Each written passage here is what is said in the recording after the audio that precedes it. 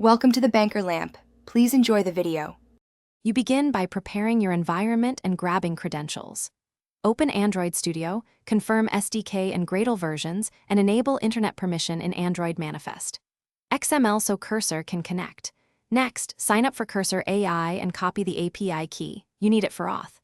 Once done, add the key as a secure build config field or use local. Properties, don't hardcode it. Make sure Pro Guard or R8 rules preserve networking classes, because obfuscation can break requests. Now you add libraries and wire the client so requests flow correctly. In Module Build, Gradle, add the Cursor SDK or retrofit plus OK HTTP dependencies, then sync. Create a singleton client. Attach an interceptor that injects the API key header, set sensible timeouts, and enable logging for development. Use Kotlin coroutines or Rx for non-blocking calls. This keeps UI threads free.